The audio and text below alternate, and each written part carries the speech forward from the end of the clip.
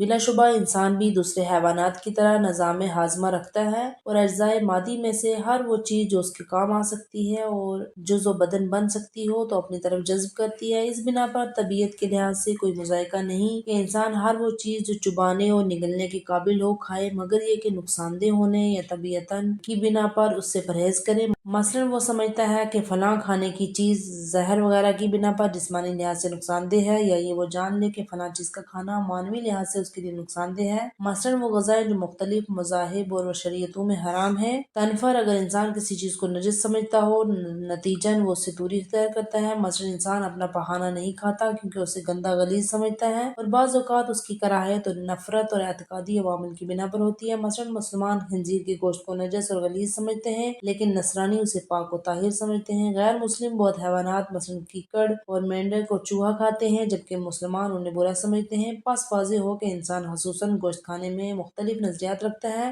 بدھ مذہب کے آئین میں تمام حیوانات کا گوشت کھانا حرام قرار دیا گیا۔ یہ تفریط اور دراصل حدود کو توڑنے کے نتیجے میں تھی، جو کہ قدیم افریقی اور وحشی قوم اور دوسرے وحشیانوں کے درمیان رائج تھی۔ ہر وہ قسم کا گوشت حتیٰ کہ انسان کا گوشت بھی کھاتے تھے۔ عرب کے لوگ چارپائیوں کا گوشت حتیٰ کہ دوسرے تمام حیوانات مثلاً چوہا چھپکلی بھی کھاتے تھے، چاہے وہ خود مر جائے یا دم گھٹ کر مارا جائے یا کسی اور ذریعے سے انہیں مار دیا جائے۔ کہتے تھے کہ تمام لوگ اپنے ہاتھوں سے مارے ہوئے کو تو کھاتے ہیں ہو، لیکن جس کو خدا مارے بغیر تزکیہ کے خود بخود مر جائے اسے نہیں کھاتے۔ جیسا کہ نقل کیا گیا ہے کہ چین کے بعض بت پرست افراد ہر قسم کے جانور، کتا، بلی، کیڑے، سانپ، مینڈک، سیپی اور دوسرے خشات بھی کھاتے ہیں، لیکن اسلام نے میانہ روی کا راستہ اختیار کیا ہے، لیکن ایسا گوشت کہ جسے انسان طبعاً اچھا سمجھے مباح قرار دیا ہے۔ اس اجمال کی تفصیل زائد میں بیان کی گئی ہے۔ چارپائیوں میں بھیڑ، بکری، گائے، اونٹ کو حلال کیا ہے، ان میں سے کچھ کو مثلاً گھوڑے، گدھے وغیرہ کو مکروہ قرار دیا ہے۔ وغیرہ شکاری پرندوں میں ان کے حلال کیا گیا ہے جو سنگدانہ رکھتے ہوں، پرواز کے وقت پر مارتے ہوں، کبوتر کی طرح پنجہ نہ رکھتے ہوں۔ دریائے جانوروں میں کچھ مچھلیوں کو حلال کیا ہے جن کا فقہ کی کتابوں میں ذکر کیا گیا ہے۔ جانوروں کے خون اور مردار ہر جانور کو جسے خدا کا نام لے کر ذبح نہ کیا گیا ہو حرام قرار دیا ہے۔ اس سلسلے میں اسلام کا مقصد یہ تھا کہ قانون فطرت یعنی انسانوں کے مستقبل کو بنیادی طور پر گوشت کھانے سے زندہ کرے۔ اس ضمن میں صحیح فکر اور طب سلیم کو بھی محترم کروانا ہے۔ فکر صحیح اور طب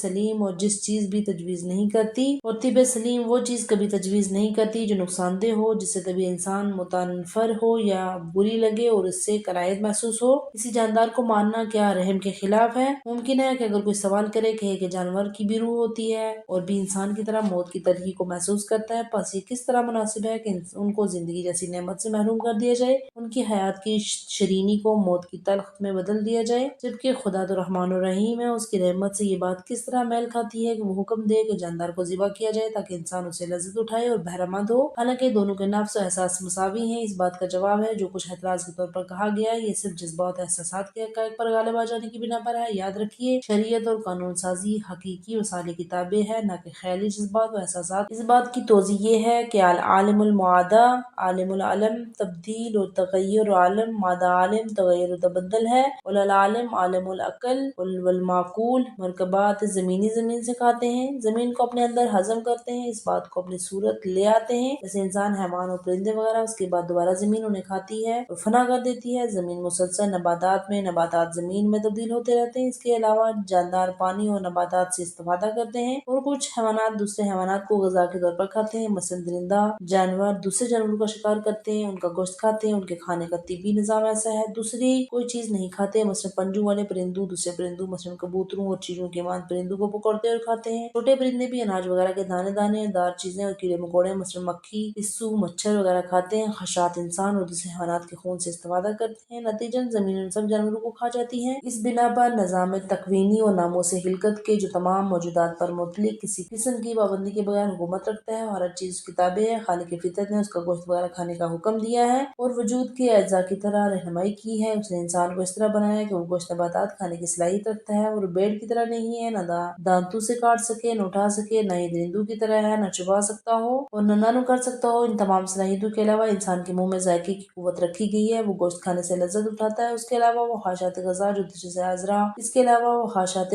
دوسرے اعضاء ہضم میں قرار دی ہے، یہ سب تکوینی اور تخلیقی رہنمائی ان چیزوں کے مباح و جائز ہونے کی طرف اشارہ ہے۔ اور اسلام ایک دین فطری ہے جس نے ہر وہ چیز جس کی طرف اس کی خلقت رہنمائی کرتی ہے اسے مباح قرار دیا ہے۔ اس کے علاوہ دوسرے قوانین بھی وضع کیے ہیں جنہیں خلاق فطرت نے مقرر کیے ہیں، یعنی وہ گوشت جو جسمانی یا معنوی لحاظ سے नुकसान दह हो। हर वो चीज जो तिब सलीम को बुरी लगे, इससे नफरत पैदा हो, उससे इज्तनाब का हुक्म दिया है। खुलासा हर वो चीज जो जिस्मानी या रूहानी नमू या इंसानी माशरे के मसाले के खिलाफ हो, उसे नुकसान पहुँचाए, मसलन जुए या मखसूस तेज अंदाजी से गोश्त तकसीम करना हराम करार दिया। इसी तरह खबासत यानी नजस चीजों को भी तबीयत इंसानी को बुरी लगे हराम है। और बाकी एतराज महर मोहब्बत रहम की दास्तान के जो जानवरों को ज़िबा करने की राह में रुकावट समझते हैं। बिलाशुबा रहम एक अमर तकवीनी और तख्लीकी है जो इंसान की फितरत और बहुत से जानवरों में वदियत फरमाती है। और तकवीनी और तख्लीकी महर मोहब्बत इसलिए नहीं रखी कि सब कामों में उसकी इताअत की जाए, क्योंकि खुद तकवीनी तख्लीकी रहमदिली मोहब्बत बेतौर मुतलक नहीं। अगर ऐसा हो तो ना तो मौजूदात में अलामा वसाइब मुख्तलिफ किस्म की बीमारियां और परेशानियों का नाम निशान न होता। इसके अलावा रहम शफकत इंसानी अदल की मानद नहीं है जो बेजाते अखलाक फासला में से हो, हर गोशा जिंदगी को अहाता करता हो, यानी हर हालत में रहम से काम लेना चाहिए। तो हमारे लिए मुनासिब नहीं कि हम जालिमों का मुआवजा करें या मुजरिम की सजा दें या दुश्मन से दुश्मनी करें। अगर हम ऐसा करेंगे तो जमीन और जमीन फितना फसाद से हलाक हो जाएंगी। लिहाजा बतौर अमूम ये हुक्म दिया है कि महर मोहब्बत को पेश नजर रखा जाए, यानी जानवर को सख्ती से अजियत देकर ज़िबा नहीं करना चाहिए। और ज़िबा करते हुए जानवर की रूह जुदा होने से कबल उसके अज़ा का काटना, खाल उतारना जायज नहीं है। मुनहका गला घोटना और मौकूफा इतना मारा हुआ कि जिससे वो मर जाए हराम करार दिया। एक जानवर को दूसरे जानवर के सामने जबकि वो देख रहा हो ज़िबा करने से मना फरमाया। इसी बाब में तहरीर है कि इस्लाम ने जानवर को ज़िबा से पहले पानी पिलाने का हुक्म दिया है। जिस कदर हो सके ज़िबा होने वाले जानवर के साथ नरमी से पेश आए। उसके अलावा दूसरे अहकाम में फ़िक़ही किताबों में तफसील से मज़कूर हैं। और रहमत इलाही की बात खुदा रहमान राहिमीन है। रहमत इलाही का मतलब रिक्कत कल्बी,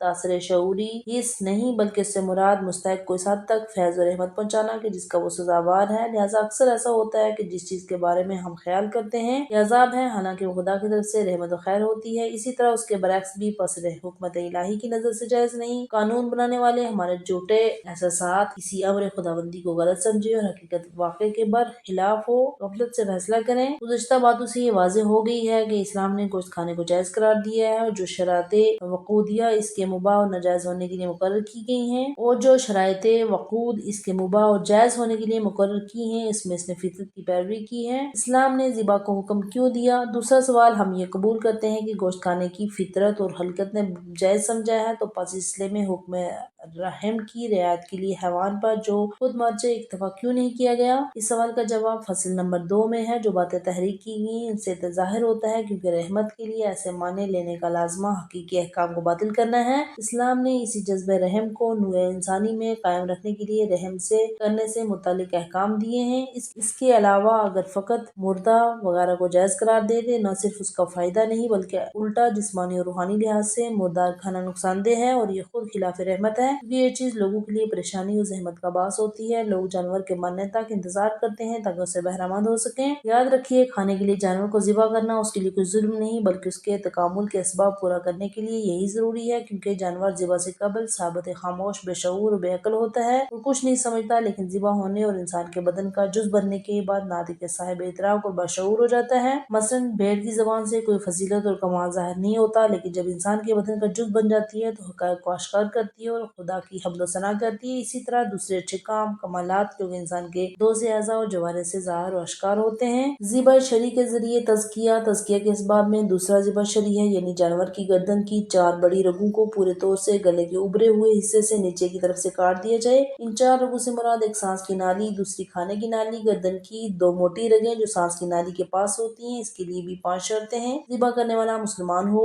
मर्द हो, औरत और बच्चा भी अगर बुरे भले की तमीज रखता हो तो ज़िबा कर सकता है। जानवर के सर को किसी ऐसी चीज से काटे जो लोहे की हो, लेकिन अगर लोहा न हो, सूरत हाल ये हो कि जानवर ज़िबा न करें तो मर जाए। किसी भी तेज चीज से उसकी चारों रगें कतः कर दें, मसलन शीशा या पत्थर वगैरह से ज़िबा कर सकते हैं। ज़िबा के वक्त जानवर की सूरत हाथ, पैर और शिकन किबला की तरफ होना चाहिए, लेकिन अगर भूल जाए या किबला मालूम न हो किबला किधर है तो हैवान को रूह का किबला न कर सकता हो तो कोई हर्ज नहीं। जिस वक्त ज़िबा करे तो खुदा का नाम ले, बिस्मिल्लाह कहना काफी है। अगर भूल जाए तो कोई हर्ज नहीं है। ज़िबा करने के बाद जानवर हरकत करे, हवा आंख फेराए या दम हिलाए या पाँव जमीन पर मारे, एहतियात ये है कि इतना खून उसके बदन से निकल जाए जैसा कि आमतौर से निकलता है। खून को ज़िबा करते वक्त 5 मज़कूरा शर्तों के अलावा जरूरी है कि छुरी या कोई दूसरी लोहे की चीज या काटने वाली हो उसकी गर्दन या सीने के दरमियान जिस जगह पर जहाँ गड्ढा सा होता है भूंक दें। और अगर हैवान सरकश हो, उसे शरी तरीके से ज़िबा करना मुमकिन न हो, मसलन कमर में गिर जाए, एहतमाल हो कि वही मार जाएगा, तो उसके जिस्म पर जहाँ भी ऐसा जख्म हो लगा हो जिसकी वजह से उसका दम निकल जाए तो حلال ہو جاتا ہے۔ اس کا قبلہ روح ہونا بھی ضروری نہیں، لیکن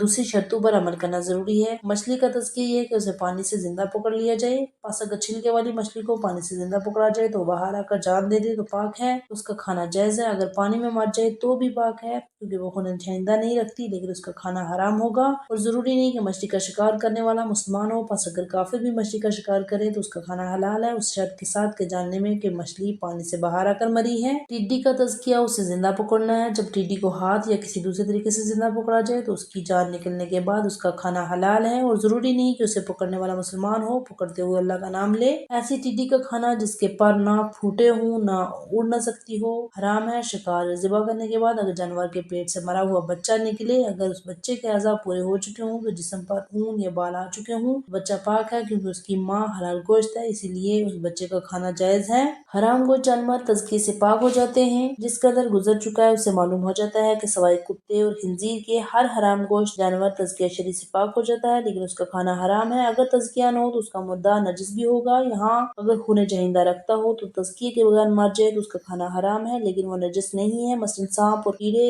اور وغیرہ ہر حلال گوشت جانور جس کا شرعی تزکیہ ہو چکا ہو اس کا کھانا حلال ہے۔ اگر بغیر تزکیے کے مر جائے تو وہ نجس ہے، اس کا کھانا حرام ہوگا۔ حرام گوشت جانور تزکیے سے پاک ہو جاتے ہیں۔ جس قدر گزر چکا ہے اسے معلوم ہو جاتا ہے کہ سوائے کتے اور خنزیر کے حرام گوشت جانور تزکیہ شرعی سے پاک ہو جاتا ہے، لیکن اس کا کھانا حرام ہے۔ اور اگر تزکیہ نہ ہو تو اس کا مردار نجس بھی ہوگا۔ یا وہاں اگر خون چہندہ رکھتا ہو تو تزکیے کے بغیر مر جائے اس کا کھانا حرام ہے، لیکن وہ نجس نہیں ہے۔ مثلا سانپ اور کیڑے وغیرہ ہر حلال گوشت جانور جس کا شرعی تزکیہ ہو چکا ہو اس کا کھانا حلال ہے۔ اگر بغیر تزکیے کے مر جائے تو وہ نجس ہے، اس کا کھانا حرام ہوگا۔ اگر خون چہندہ نہ رکھتا ہو تو اس کا کھانا حرام ہے، لیکن نجس نہیں ہوگا۔ مثلا مچھلی جو کہ پانی میں مر گئی ہو، اس بنا پر مردار کے جس کا کھانا حرام ہے، وہ مردار حیوان ہے، تزکیہ شرعی کے بغیر مر جائے، ہوا مرض کی وجہ سے یا موت کی وجہ سے ہو، یا بیرونی اسباب میں سے کسی سبب کی وجہ سے اچانک آہستہ آہستہ اس کی موت واقع ہو گئی ہو۔ چونکہ جانور کی موت بیرونی ناگہانی موت کی بنا پر کم واقع ہوتی ہے، لیکن ممکن ہے خیال ہو کہ جانور اس طرح مرنے سے مردار نہیں ہوتا۔ آیت شریفہ میں اس قسم کا بھی خاص طور پر 5 چیزوں میں ذکر کیا گیا ہے، ان سب کو مردار قرار دیا گیا ہے۔ وہ جانور جو گلا گھونٹنے سے مر جائے، ہوا تصادف کی بنا پر ہو یا کسی نے عمدن گھونٹا ہو، ہوا کسی آلے وغیرہ سے گھونٹا ہو جائے، مثلا اس کی گردن میں رسی باندھ کر گلے کو دبا دیا جائے یہاں تک کہ وہ مر جائے، اس کے سر کو 2 لکڑیوں کے درمیان داخل کیا جائے۔ یہ طریقہ اس کے علاوہ کئی طریقے زمانہ جاہلیت اسلام سے قبل میں رائج تھے۔ موقوذہ وہ جانور جسے اس قدر مارا جائے کہ وہ مر جائے۔ مترویہ وہ جانور جو بلندی پر سے گر گیا، مثلا پہاڑ پر سے یا کنویں میں گر کر مر جائے۔ نتیحہ وہ جانور جو دوسرے جانور کے سینگ مارنے سے مر جائے۔ ناقل السبوع جانور کے جس درندے نے چیر پھاڑ کر اس کا کچھ حصہ کھا لیا ہو، اس کا باقی ماندہ حصہ مردار ہو۔ اس آیت شریفہ میں نادح علی النسیح مراد زمانہ جاہلیت کے طریقے سے منع ہے، چونکہ اسلام سے پہلے مشرکین کعبے کے اطراف میں پتھروں کو نصب کر دیتے تھے اور انہیں مقدس اور پرستش کے قابل سمجھتے تھے، ان کے اوپر جانور کو ذبح کرتے تھے۔ قربانی کی بھیڑ 2 یا 4 پائے کو حصے کرانے کے لیے لینے سے منع کیا گیا ہے۔ اس وقت اس بات کی تشخیص کے لیے کون سا حصہ رکھتا ہے کون نہیں رکھتا، 2 مختلف حصوں کی تشخیص کے لیے ہر ایک مخصوص تیسرا استعمال کرے، یہ بھی ایک قسم کا جوا ہے، چنانچہ جوے کی بحث میں اس کا ذکر کیا گیا ہے۔